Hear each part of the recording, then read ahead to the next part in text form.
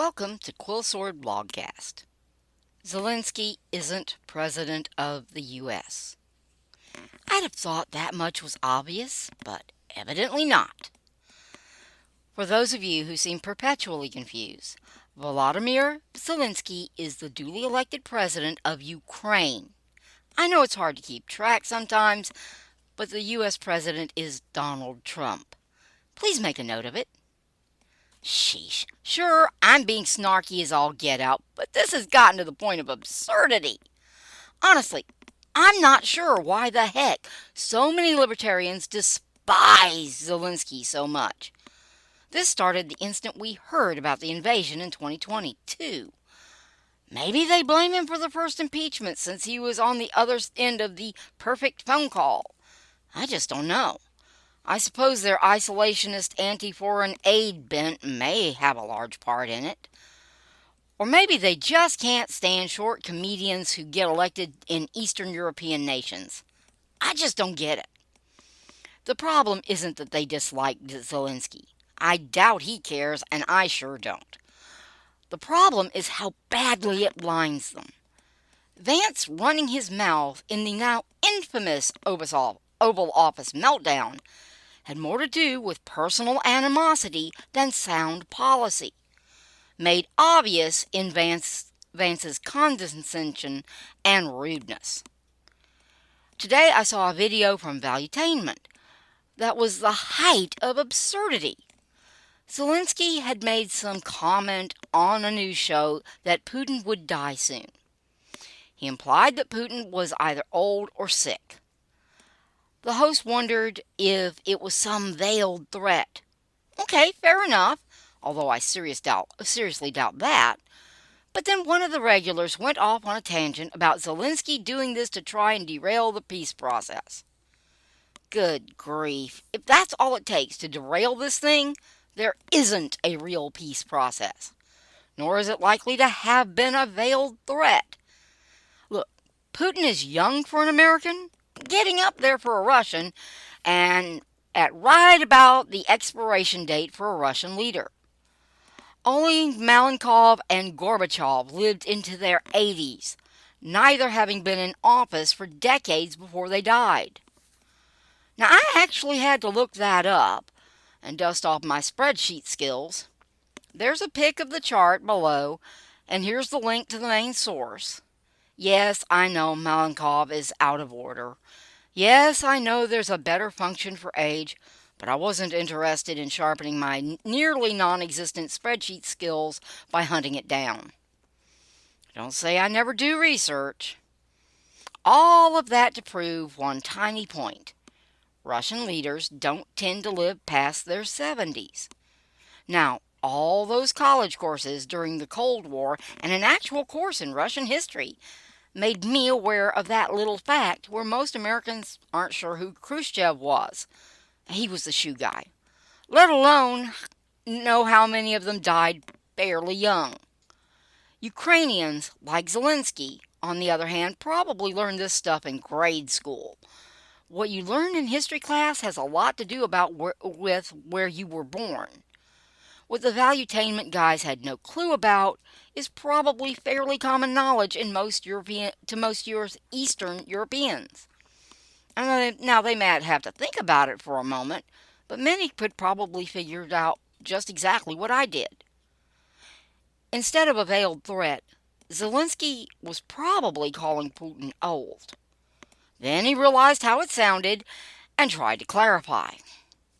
English isn't his first or third language, so he didn't do that very well. No, I'm not giving Zelenskyy a hard time. I'm pretty sure English is his fourth language, and his English is a darn sight better than my rusty German. But when you mess up in a non-native language, it's sometimes hard to recover. You personally, try explaining why you said something stupid while trying to literally remember the words you need at the same time. I'm not picking on the Valuetainment guys much either. That kind of ungracious assumption about Zelenskyy is getting to be the norm for the libertarian wing of the Republican Party. Not all of the MAGA crowd is anti-Ukraine. Despite what the media says, that group is fairly diverse politically, running from conservative to right-of-center liberals. So, what was Zelenskyy really up to? Shoring up his European support, which would have been obvious if the guys had been willing to give Zelenskyy the benefit of any doubt at all. Like I said to begin with, Zelenskyy is president of Ukraine.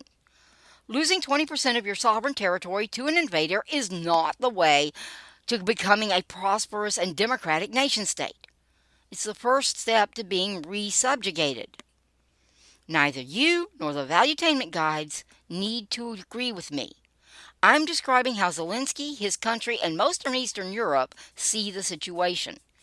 Even assuming Zelenskyy were wrong and giving up all that territory, especially without hard security guarantees, really is best for Ukraine's future.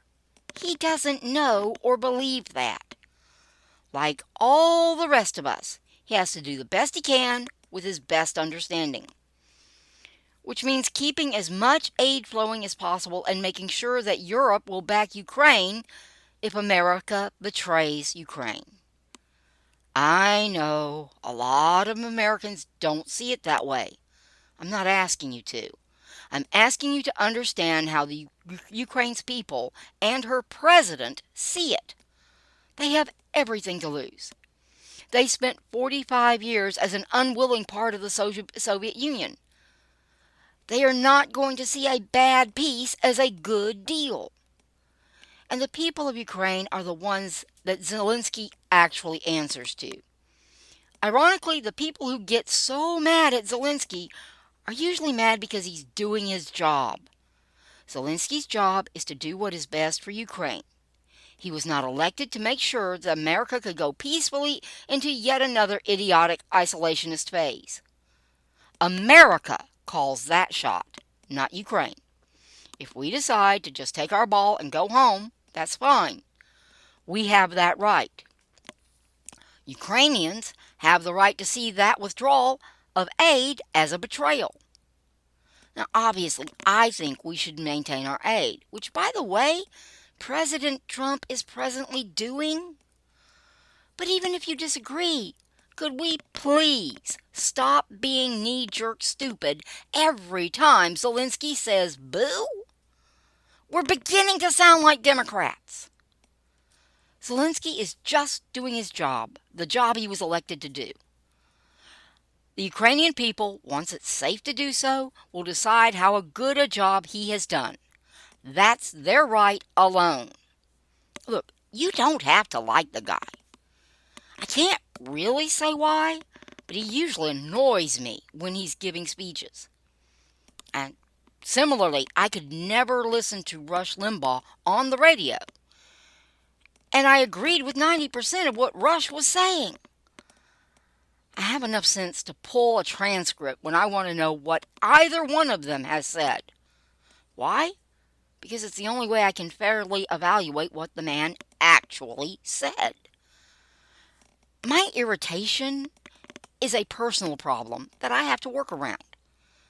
I think maybe some of the hatred leveled at Zelenskyy might be in the same vein. A personal overreaction that needs to be worked around and not spewed into the public square. Look, take issue with the guy when you think he's wrong. It was a fair thing to question Zelenskyy's comments about Putin.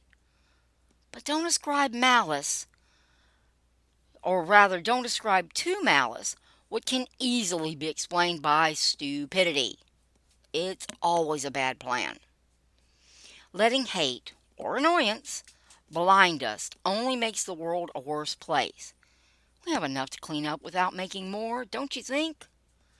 Besides, as Americans, our job is to supervise President Donald Trump, the guy we elected. That's shaping up to be a full-time job as it is. If we want a better world, we have got to be smart about it. Letting emotion run wild only makes us stupid. Less knee-jerk stupidity, more grace, and a lot more common sense. And we just might see this thing through to a peace plan that is worthy of the name. Up to us.